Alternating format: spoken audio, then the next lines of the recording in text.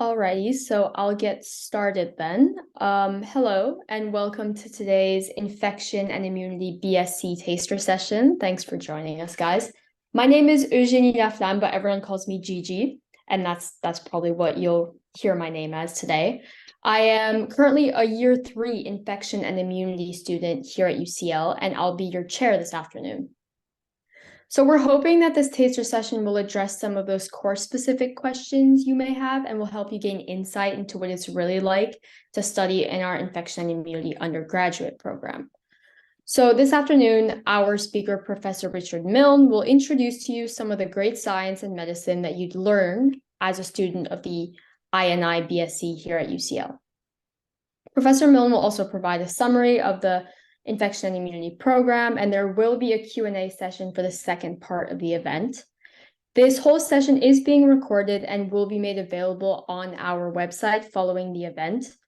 We're all here to respond to your questions, so please share those throughout the Q&A function on Zoom. So now to introduce our speaker, we have Professor Richard Milne, who is a professor of virology in the Division of Infection and Immunity here at UCL, and the program director for the BSc of Infection and Immunity. So I'll pass it on over to him, and yeah. Okay, thanks, Gigi. Right, good afternoon, everyone. I can't see you, but it's very nice to have you here. Thanks for joining the event. As Gigi said, I'm Richard Milne. That is my photo on the screen for those of you that can't see the little video box. I'm actually sitting. Oh, hold on, slides have gone. So we're here to talk about UCL. This is UCL. This is the main focal point of the campus, which is just across the road from me. This is obviously in the summer. It's much nicer than it is today. We call this the Quad. And this is in Bloomsbury, not far from Euston Station, right in the centre of London. And I'm actually, here's the Quad that I just showed you. I'm sitting in this building here, which is called the Cruciform Building. My office is just there. And this is the home base of the Division of Infection and Immunity.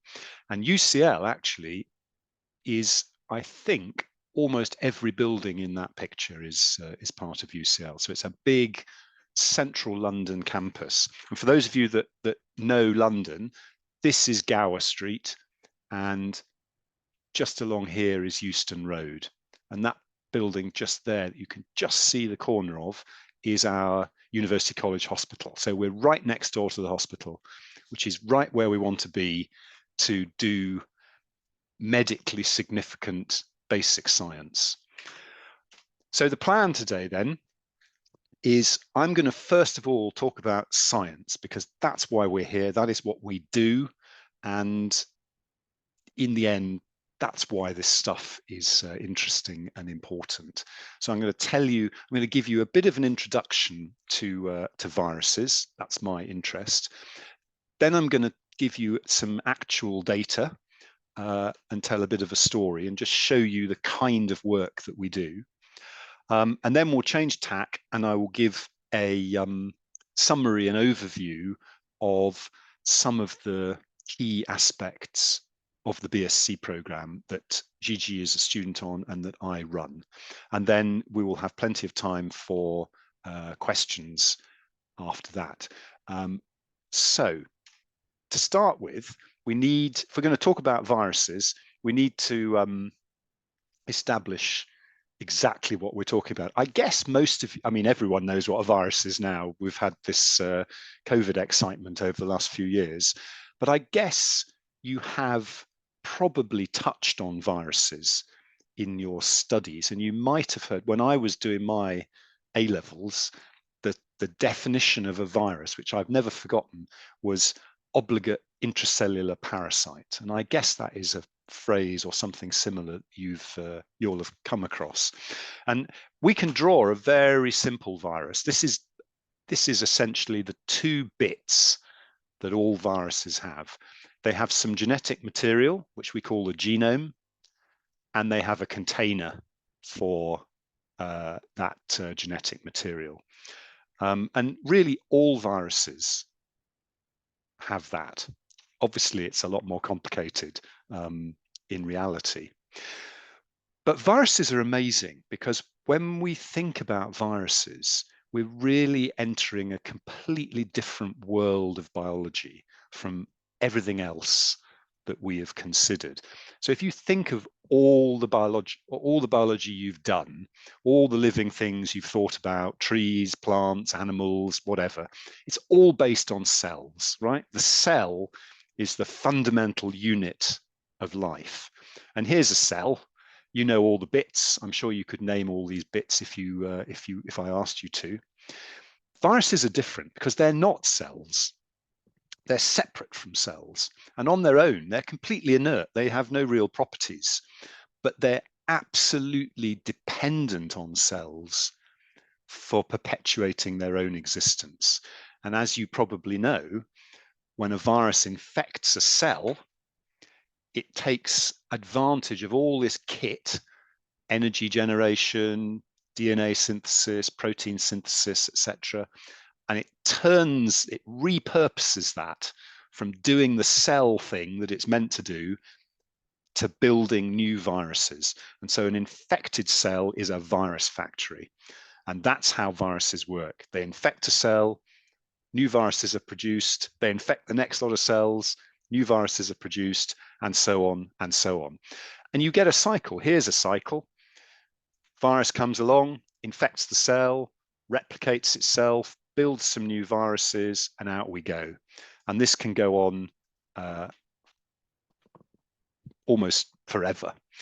And of course, if this is happening in your respiratory tract, let's say, and you sneeze, you're going to transmit that virus very effectively. Now, if you accept that virus infection is basically a bad thing for a cell or an organism, then you won't be surprised to hear that through evolution and natural selection, cells and organisms have evolved to protect themselves from virus infection. And you'll definitely have heard of the immune system, and that is a big part of this. T cells and B cells and antibodies and so on. But there's a whole other level of protection, which is separate or at least distinct from the immune system as you know it, which we call innate immunity. And what this means in the context of our conversation today is that cells have evolved an incredible repertoire of stuff to recognize that they're infected. We call that sensing, and to eliminate or suppress virus infection. So every single stage of this replication process here is targeted by, I've just drawn them a sort of yellow, I don't know what shape that is, salt cellar shape. This might be a sensor to detect this. Here's another sensor, and here's something that prevents the virus from being released. Everything that the virus does is targeted by these sensing machinery and effector machinery.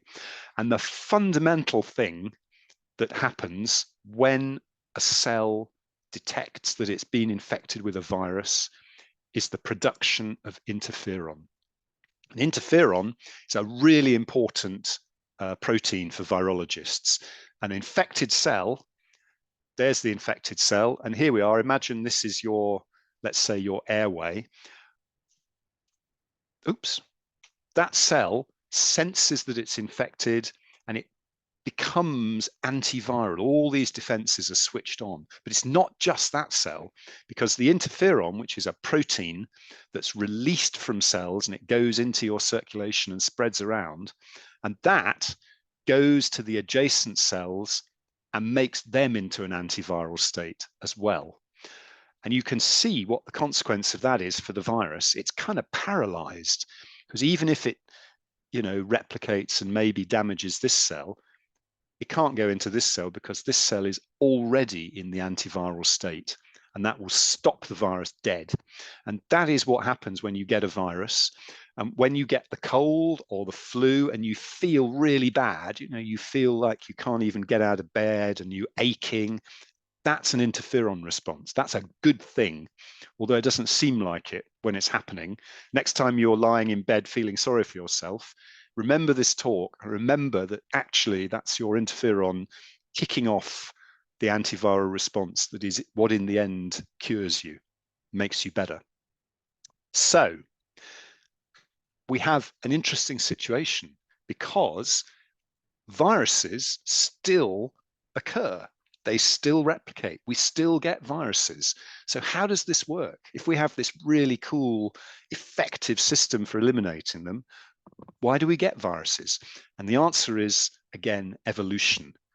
Viruses need to continue to exist, and so they adapt and they evolve mechanisms to evade this antiviral system.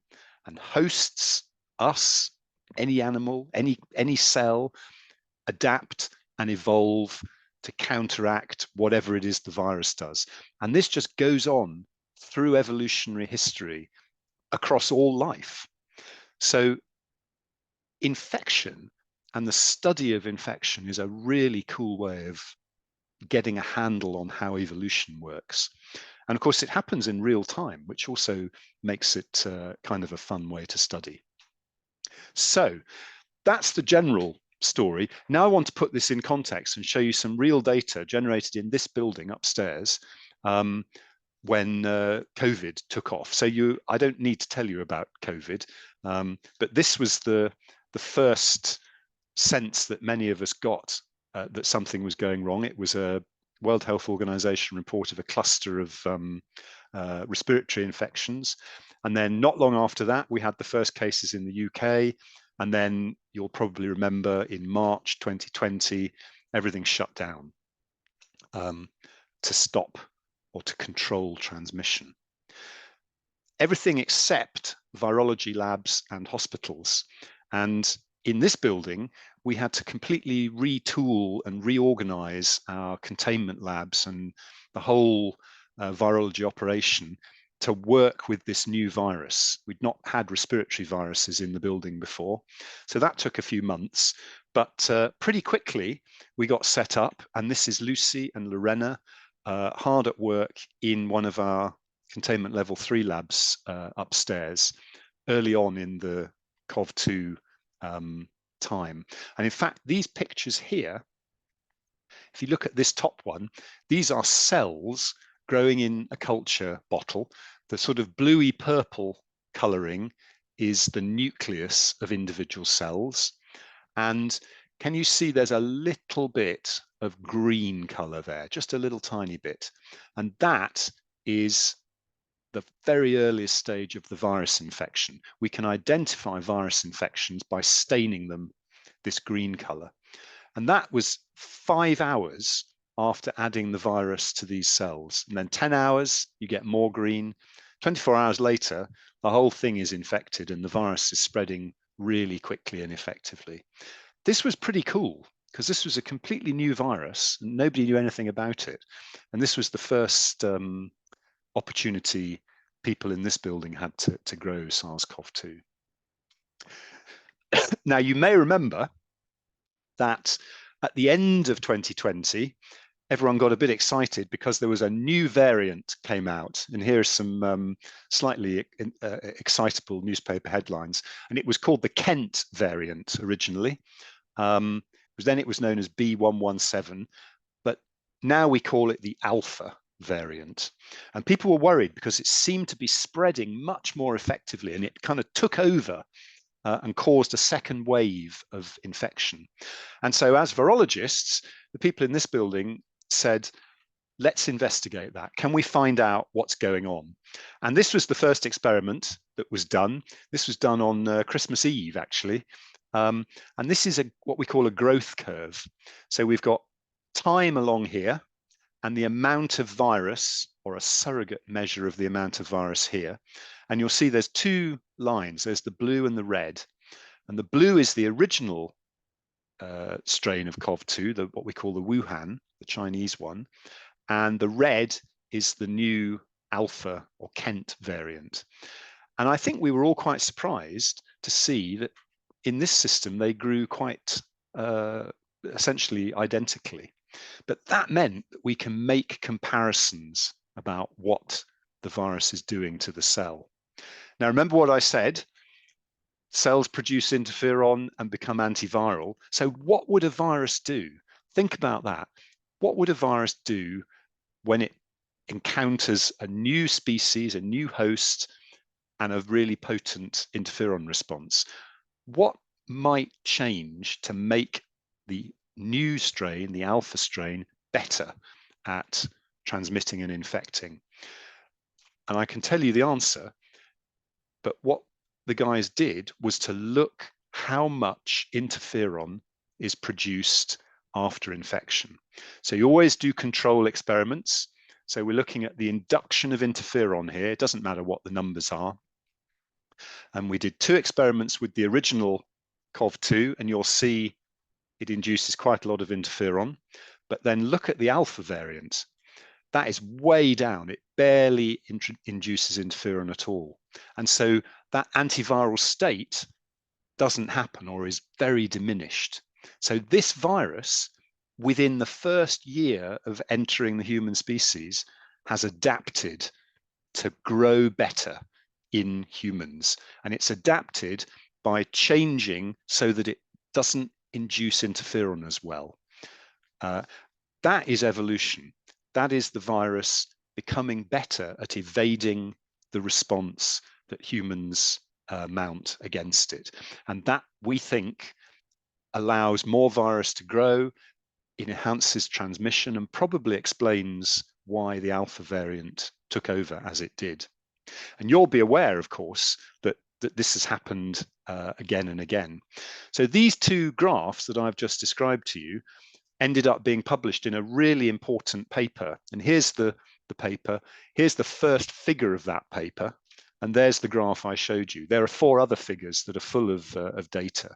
And actually, Gigi probably recognizes this because I went through this, or we went through this paper forensically, panel by panel, on Monday morning this week.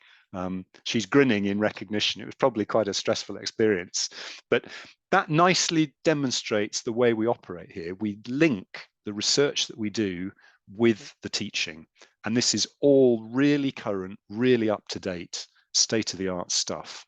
And so this adaptation and emergence is still happening. This graph from this really cool website, Our World in Data, which I encourage you to have a go at. The colors are the different variants that have popped up, and it's still going on. The virus is adapting to the challenges it faces, and that's what happens. And we can probe this and understand mechanism. And in the end, that's what we want to do as scientists, is to understand how things happen. So, you know, essentially, the job of a scientist is discovery. It's to find stuff out. And it's worth reflecting on what science did in that COVID pandemic, science and medicine. Within a very short time, it identified the virus and its source, introduced protective measures, tracked the spread of the virus and its evolution worldwide, worked out how disease occurred, developed treatments, and developed highly effective vaccines. That is amazing. And you know, if you want to be inspired by the potential of science and its application in medicine, that story, I think, can't be bettered. And you might know that the Nobel Prize for Medicine was recently awarded to 2 of the people who were influential in developing the RNA vaccine technology. I cannot think of a more deserving achievement for a Nobel Prize than that. Science and medicine totally saved us in the early years of that epidemic. And I must say, still, I find that very inspiring. So that gives you a sense of why this stuff is important and why it's exciting. And it is exciting. And I really want to get our students into a position where they can get a real sense of that excitement, but also understand the science and the detail and what's going on.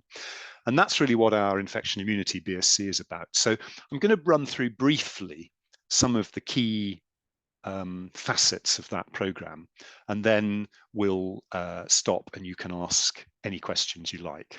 Incidentally, ask questions about the BSc program, but also do feel free to ask questions about the science part or viruses or anything you like.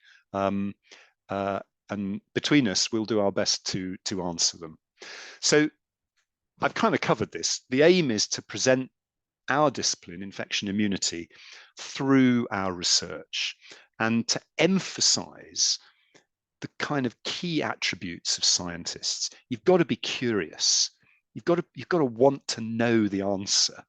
And you have to be creative. Science is a really creative enterprise in the sense that in order to find stuff out, you have to ask good questions.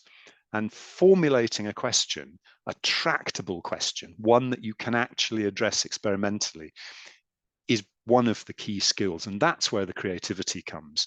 And it's that that unlocks the potential or the possibility of discovery. And learning to think like that, to think like an investigator, is a key part of the training. So, excuse me a moment. My voice is on the verge of going. I hope I'll make it through. So it's a 3-year degree, and the first year is really about learning how the human body works. Oops. That first year is delivered mainly at one of our teaching hospitals, the Royal Free, which is just up the road from here. And it's delivered with a number of other programs in the medical sciences discipline. But it kind of mimics the sort of stuff that medical students learn in the first 2 years. And the modules you study are listed there in the top right-hand corner. But it's about understanding human biology and how humans, essentially how they function. Oops. The second year, same kind of thing, but with a much greater focus on infection and immunity. So there's some molecular biology and basic science, but as you'll see from the list of modules, we do an infection module, which I lead, which is running at the moment, an immunology module, and we have a journal club where students read and discuss a paper, a scientific paper.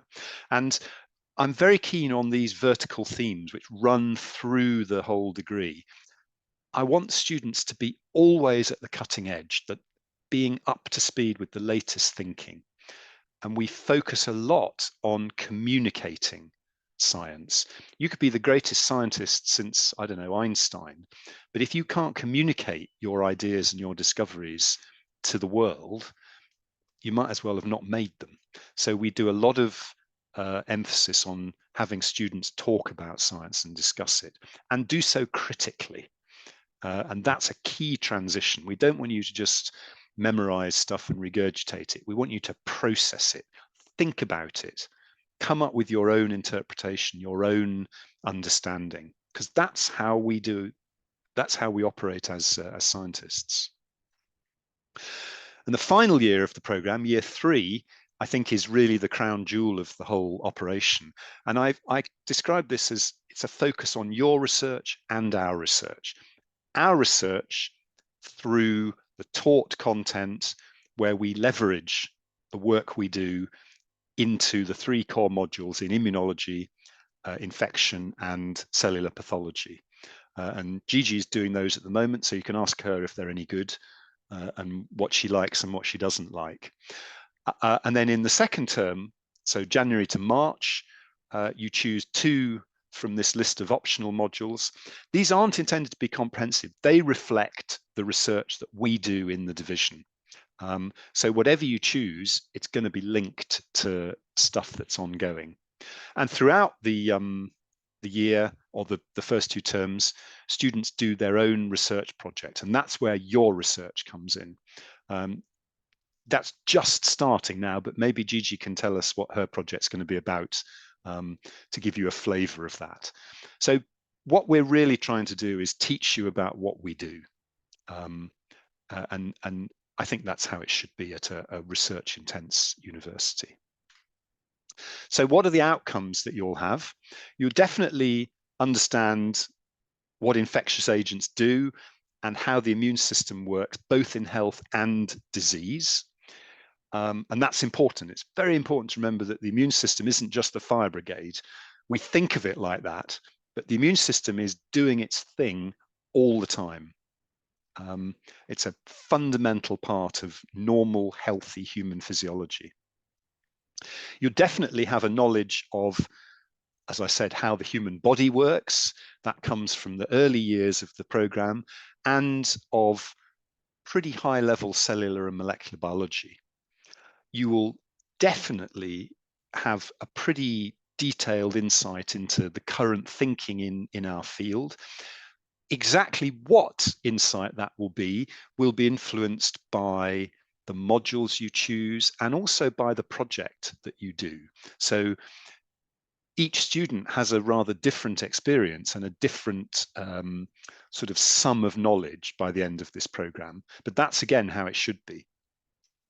And I think all of our students end up being very familiar with the whole language and concepts of discovery science. And it is a different language and it is a different way of thinking. But you will become very familiar with that and confident in engaging in conversation and discussion. And as part of that, you will develop critical analysis skill, data interpretation skills, and you will be very confident and able to communicate your ideas, your data, your interpretation of data, both orally and in written form. So a question people often ask is whether this degree is too specialized. And I think that's an interesting question. I would say yes and no. The core content is very much comparable to other biosciences programs. The stuff you do in the first 2 years is pretty similar to what you would do if you came to UCL, let's say, and studied biomedical sciences or biosciences. The pitch is slightly different, but the core knowledge is the same. You'd still understand how cells work and so on. So in that sense, it's quite general. I would argue also that the scientific method and process, how we actually work, how we discover stuff, reading, communicating, analyzing, is a fantastically important and transferable skill set that is deployable way, way beyond the lab. And if you actually think about it, almost any career or job is going to want you at some level to do some kind of analysis, some kind of interpretation, some kind of communication. And I think infection and immunity are very much universal. And I think they do provide a really good framework for understanding disease in general. And part of that is that they're interdisciplinary. You know, if you're a virologist, viruses live in cells. So you have to be a cell biologist. You have to be a molecular biologist. You have to think about the immune response because that's always poking the viruses. And in virology, you also have to think bigger because viruses transmit from person to person. That's epidemiology and public health. So we automatically adopt an interdisciplinary perspective. But this is a specialized degree. And in a sense, that's the whole point of it. The whole point of coming to a really top level research intense university like this one is to be taught by specialists and to access this really, really focused state of the art research. So if you're trying to decide, should I do this or should I do biosciences? I would say if you are just generally interested in biology and, you know, maybe quite interested in infection or immunity, probably the general degree is the best bet. Do biosciences, biomedical sciences, biological sciences, one of those general degrees, because that gives you the benefit of breadth early on without ruling out the possibility of specializing later. Most students on our broad programs end up working out where their interest lies and choosing modules to focus on that. My advice would be only choose a really specialist program like this if you are absolutely certain, first of all, that this is what you want to do to the exclusion of everything else. And secondly, that you really, really want to do the research thing. Because those are the two things I think that really set the specialist degrees apart. They're not for most people, but they are for some people. And I appreciate that making that decision is quite tricky. So I want our students to get beyond just this idea of studying and learning and memorizing. I really want them to get a sense of the thrill of discovery and the immense satisfaction that comes from being at the state of the art, knowing that you know something that nobody else knows. That's what discovery is like. Or being in a position where you've become familiar enough with a particular area of research that you can identify the unanswered questions and start wondering, well, what is this? What is the answer? How does this work? That's the curiosity part. And it is a thrill and it is a real kick when you get to that stage. That's what keeps us going. And I think I want our students to recognize that this whole business, this scientific method, this process is really rigorous. You have to take it seriously. You have to do it properly. You have to do it in a controlled, directed way, work out what your question is, design your experiments in a way that definitely will provide an answer for your question, and apply all of that critical thinking and analytical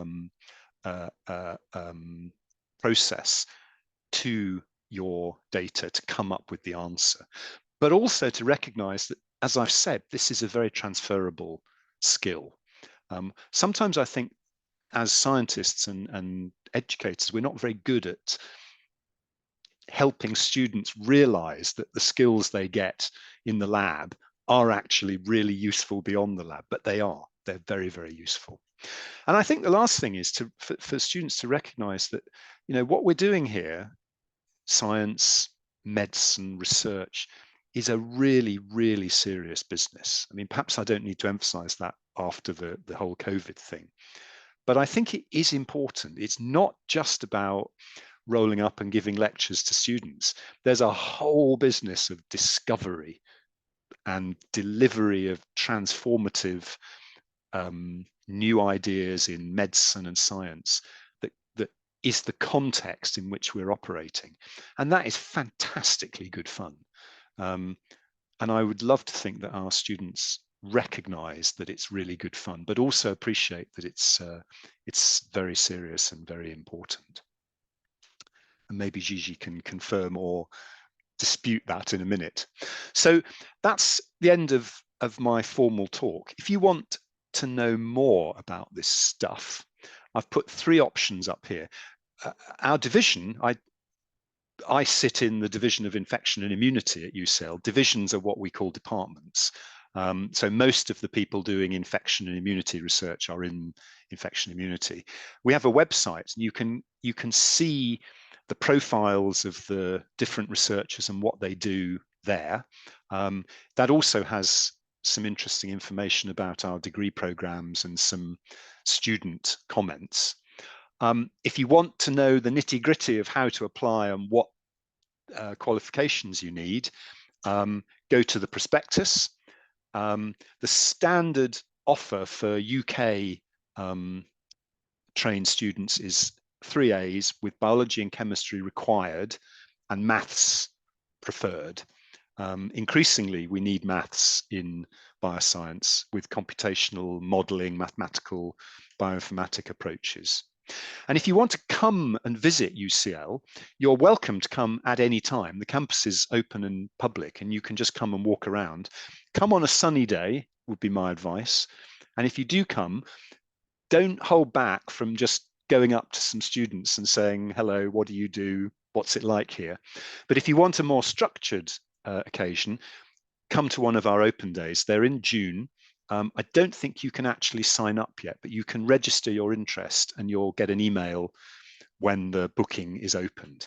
And on the open days, there's a whole series of talks about different programs and different aspects of university. And it's quite a nice opportunity to visit the campus. Okay, so that is the end of my talk. And I am now very happy to open up to your questions. So if you have questions, please type them into the Q&A box, and we will go from there, and we'll carry on until they're all answered. And if there are not many questions, we'll finish early. So there's one question so far. Do you believe that viruses will continually evolve, making it much harder for scientists and doctors to find cures? Yes to the first part, no to the second part. Evolution is ongoing. Evolution never stops. As long as viruses exist, cells will exist and host organisms will exist, because you can't have viruses without hosts. And as long as they both exist and interact, then there will be evolution, because a virus will adapt and be slightly better at infecting a cell. The cell will then, or the host will have to evolve to catch up. And that just goes on in an endless sort of evolutionary dance where each thing changes in response to the other. So that's how evolution works. So I think that's inevitable and ongoing. And it's something we think about a lot, actually. Biology doesn't really make sense unless you view it through the sort of prism of evolution. However, do I think this will make it much harder for scientists and doctors to find cures? I don't think so, because I guess although the interaction that the virus and the host is engaged in is changing and evolving, the fundamental biology is not, or at least it's not changing so profoundly within a sort of human lifespan that all our approaches to developing cures and discovering new approaches for intervention and prevention would become useless. And of course, we continue to learn. So every time we, for example, that paper I described, I mean, that was really insightful. We learned so much from that. And that has influenced and colored the perspective we now use to look at the Omicron variants. And we're now thinking about how could we deploy some of this thinking to maybe risk assess other potential pandemic viruses. So our thinking evolves, our knowledge accumulates, and we just get better at this stuff. We learn better to understand what viruses are doing. We know what questions to ask. So I don't think that I am too worried that this evolutionary process will sort of make it harder to do this job. It presents new challenges, but I think we're equal to those challenges. I think the power of science and medicine together is awesome and amazing. And one thing I can reassure you about, if you're thinking of this as a career, you are never going to run out of really important questions to ask. There will always be discoveries to be made. So I hope that has answered your question. Okay. Next anonymous question. How were vaccines altered to combat the alpha variant if the alpha variant doesn't induce interference? Yeah, it's a good question.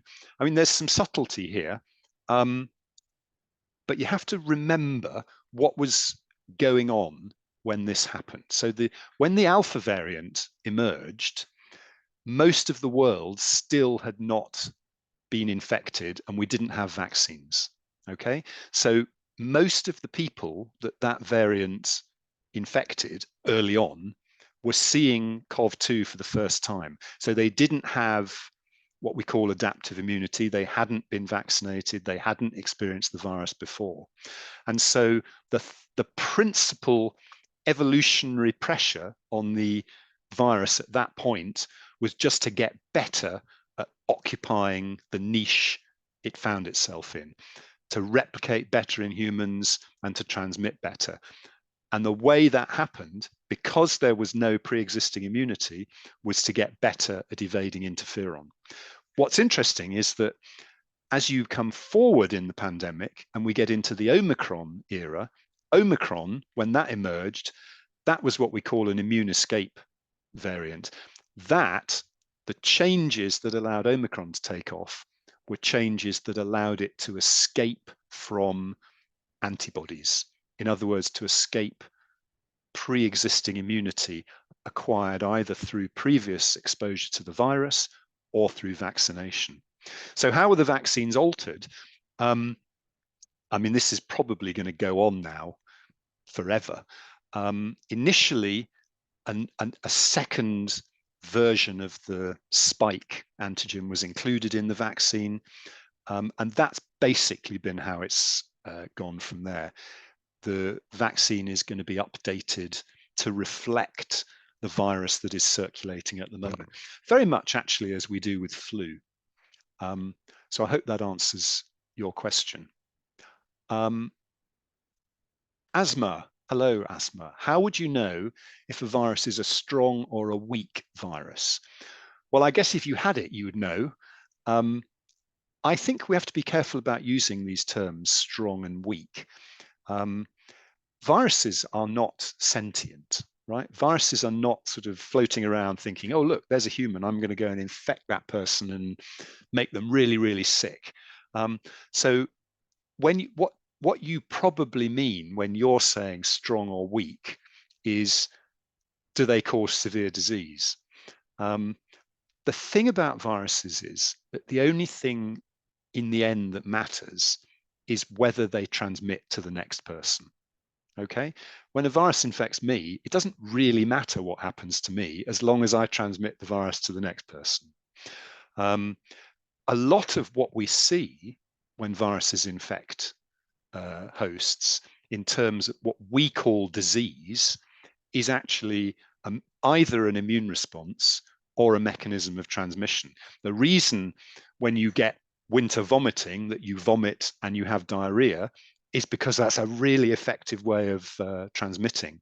So strong and weak, I think, is a troubling terminology. I guess you could talk about success. What does a successful virus look like? I would argue that all viruses that exist are successful, because continued existence for something that has to continually infect a host in order to perpetuate itself, if they exist, they're successful. But the whole concept of viruses is quite tricky to get your head around. But I hope that's helped. Viruses do evolve and change, as happened with CoV-2. They can become more or less pathogenic, so the disease they cause can change. It can become more severe, it can become less severe.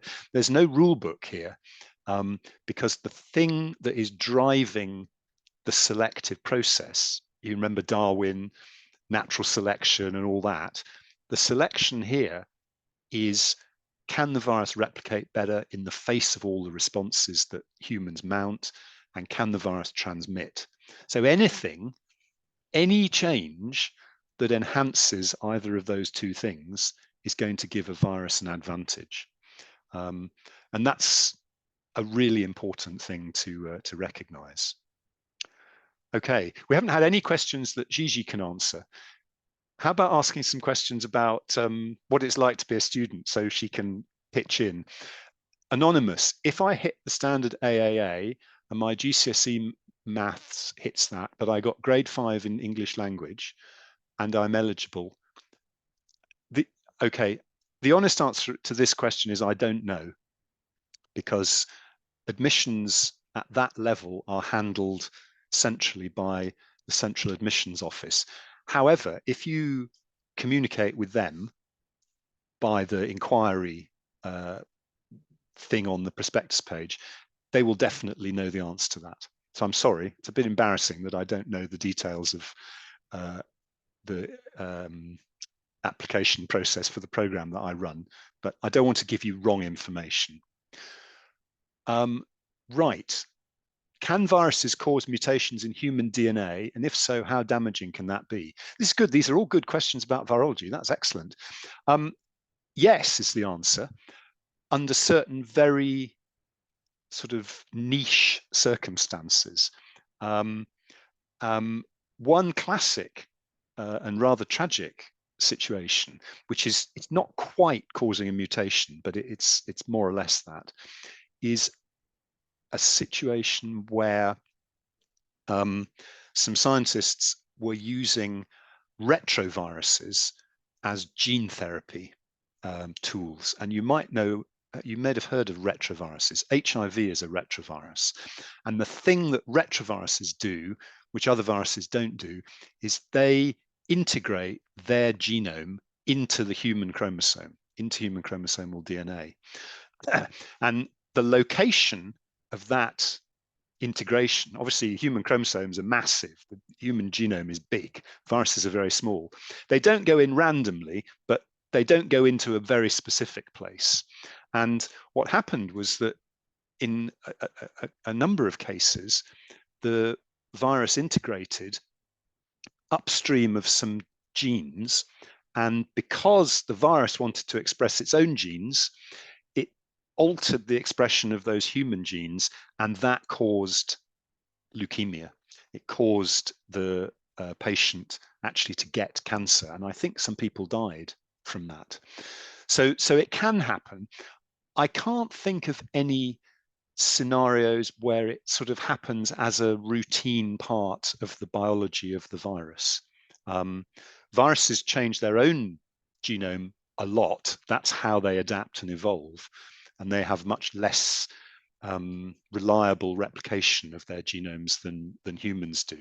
But I don't know of any example where they sort of directly cause mutations in human DNA. Right, here is one for Gigi. What would you say? Oh, well, except it's about medicine. What would you say the teaching style is in UCL for medicine? Well, we're not teaching medicine, but maybe Gigi, you can answer that question for the science program. Yeah, no worries. I'm assuming I'll just talk about my experience studying the infection and immunity, but I actually think the teaching style is super different depending on which year you're in. So in my first year, it was a lot of watching some videos from like that were given to us before the class, making notes on those, and then attending the lectures. And then in the lectures, you complete your notes and such. Whereas in my third year, so this year, we have some lectures. So you're given the presentation before you show up and you're taking notes, and then you have access to all the recordings afterwards, which is always really useful in case you need to go back and listen to what the lecturer said again, complete those notes, like maybe like review a process. But this year we also have, so for example, Professor Milne's class, which is infectious agents this year. You can say Richard, it's okay. Richard's class, infectious agents this year, is a lot more like seminar based, which we don't have a lot of in medicine. And what I mean by that is, well, it's a small class and everyone participates in the class. So not that you're put on the spot, but you do have to participate. And it's important that you really read the papers beforehand and then answer the questions and participate in the class. But as a whole, I would say most of the teaching style is lecture based. And as a whole, it's extremely independent. So like if I didn't want to do anything in my first year, I could have done nothing.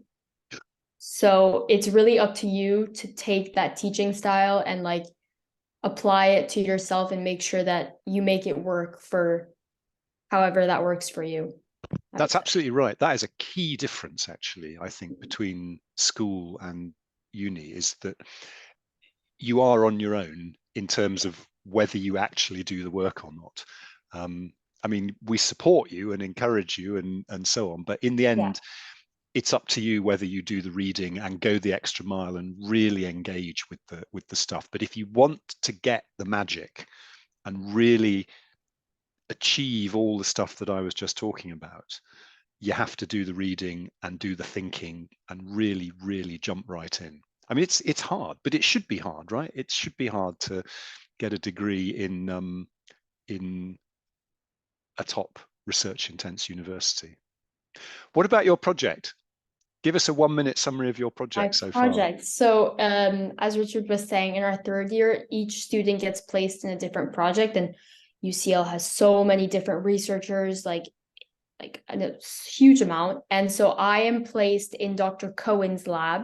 She is specializing in thymus involution. So the thymus is here, and as you age, as you receive chemotherapy, and in pregnancy or starvation situations, it shrinks. And so she's really trying to look at those cells, so the thymic epithelial cells. And so she uses mouse models. And so this Friday, I actually get to have my own little spleen and do my own experiment from start to finish, which I'm quite excited about. But yeah, so that's I'm still working on my question and such. I'm still learning the platforms, like how to analyze data, how to even get data. But it's just the beginning, and so that's what I'm going to be focusing on. And just for those that don't know, the thymus is really important in immunology because it's basically where T cells come from. And T cells are one of the really important effector cells. So understanding how the thymus works is getting to the heart of how the immune system works. So Gigi will be doing that right through until April. Yeah. And what we usually find is that everyone is just getting started now, and it's all a bit overwhelming and nobody knows where anything is in the lab. And then as they run up to Christmas, they learn how to do the experiments and just get a bit more confident, because it's a completely different environment from one ever before encountered. And then after Christmas, they come back and they really produce the goods. And they don't want to leave the lab, but they have to, unfortunately, because they have to come back and revise and do exams. Yeah. So that's the idea of having the students really get involved in the process of discovery and finding out that it's a serious business, but also really good fun, hopefully. I'm having fun so far. Good, good. Right. Anonymous attendee, would you say that study in UCL is intense compared to Oxbridge? You know, study anywhere outside of school, probably still even in school, study is really down to the individual. So the intensity of your studying is largely determined by how much studying you do. I don't mean to be flippant about it. I think what you'll find, as I said, is in university, particularly in the latter years, we just assume that you'll do what we tell you. You know, I assume that when I tell students that here's a paper they should read and here's a thing they should research, I just assume they'll go away and do that. And if they do, they'll do very well. If they don't, then, you know, things start to go a bit wrong. So the intensity is entirely self-generated. And I think most of our students end up having a pretty good balance. They work out what they need to do in order to do well. Is that a fair comment, Gigi?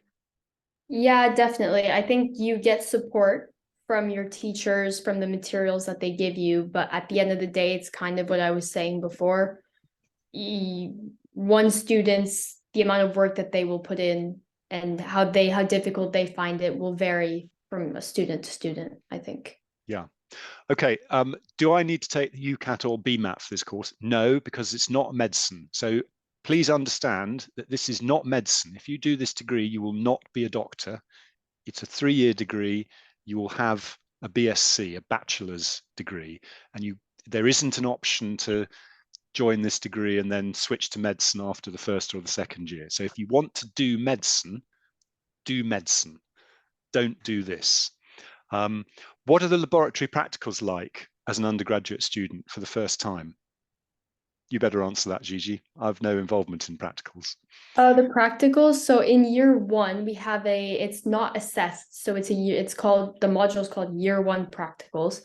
And it's in the cruciform building. So where Richard's sitting right now, it's in the wet labs and the dry labs. And so you have a mix of some of them learning Western blotting, ELISA, so a lot of the wet lab stuff where you're pipetting and such. So you learn about those techniques. And then you also have So if you guys remember, when we were showing the modules for first year, you have like cardiovascular, for example. So for that, some of the dry labs, we're learning how to do your own ECG and also how to read it, for example, blood pressure, stuff like that. So as you can see, like there is a lot of overlap with medicine and some of the stuff. So I had some medic friends and there was overlap. And that overlap does decline, I think, as you get into year 3, where now I talk about something and they're like super confused and they talk about their things and I have no idea. So that's how I would say it. Lab practicals, where lots of students go into a teaching lab, are totally and completely different from actual research labs. And our guys are finding that out, this year right now. The lab practicals are sort of designed to work. So you do a thing and it changes color or it reads out and it tells you a thing. In that sense, they're very unrealistic, because experiments are about discovering new knowledge, not things that are guaranteed to work. So they are good, I suppose, in the sense that they get you into a lab environment and they give you basic skills like how to do a pipette and stuff. I must say I think they're of limited value, particularly early on in a degree, but everyone wants to do them. I think the real crown jewel of our program is the research project, when you go into a real lab and do real experiments to discover real new knowledge, and that's the thrill, and Yeah, that's the aiming point. I agree. I think some of the first fun real lab experiences that I've had where I'm excited about doing the lab work, I would say in this year. And I don't mean that in a negative way, because you need to start somewhere, right? Like 2 years, if I had started my research project 2 years ago, it would have been a complete disaster, right? Like even just those basics, I need to learn them. So it's not super fun practicals where you see like uni students doing this and that, like what I'm doing in my 3rd year, but it is valuable and important, I would say. So I think, I don't know what the timing is, but I think we're going to have to finish soon. But there's 2 people have asked, what careers can you go into after getting this degree? Well, I mean, it's slightly flippant, but I think it is true. On one level, almost anything, you can do whatever you want, as long as it's, I mean, you can't go and be a doctor immediately or a lawyer, but think of those transferable skills that I talked about,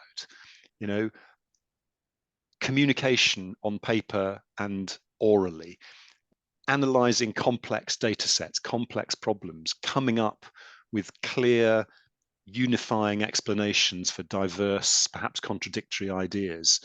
All of those things are really valuable skills that if you go for a job interview to go and train to be a lawyer, you can pitch those skills in a way that will have the lawyers saying, hey, yeah, we must definitely take some more science students or infection immunity students. In practice, what do most of the graduates do? A lot of them go on to postgraduate study, either to a master's program, a Master of Research program, or straight onto a PhD.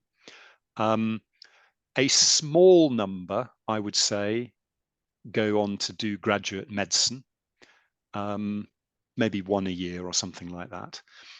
A good number go and get jobs in science, either perhaps as a research assistant working in a research lab, or in what I would call the sort of slightly broader field of science. So scientific writing, being involved in scientific publishing, patenting, not-for-profit type science. You can work for the funders. We've had students go and work in the scientific civil service. You're really equipped to do almost anything.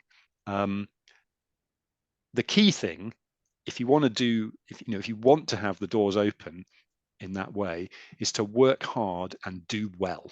Because the thing that really opens doors is a really good degree, a first-class degree. That sets you apart from the crowd. So I think I was expecting to be told to stop, but I think we have to finish. I do want to say one thing, right, which is that You guys are all under pressure to choose a university. Where are you going to go? What are you going to study? And I know it's quite challenging, but what I would say is this: if you are a sort of realistic candidate to come to UCL, right, then all the universities and all the courses you're looking at are fine. They're all good. They're pretty similar in terms of the content. So I would encourage you to not stress about this. Go and visit the campuses if you can, because remember, you've got to live there. You've got to hang out there for 3 years. So go and see if you're comfortable. Look at the detail of how the course operates, because your experience of the university is primarily through the course and the department that you're associated with. Don't be seduced by the league tables, because they're about the whole university. It's the department and the course that is important.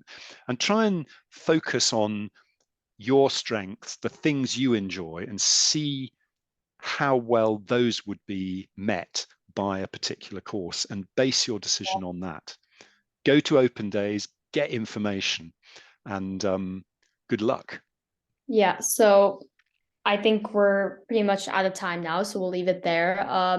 So there is going to be a survey if you guys could fill that out just for feedback generally. I've also popped, or the other person that's a panelist on this has popped my email in the chat. So if ever you guys want to send me an email, like ask me a question, you guys go for it. But thanks for all the questions, and thank you, Professor Milne or Richard. Thank you. Thanks everyone for coming.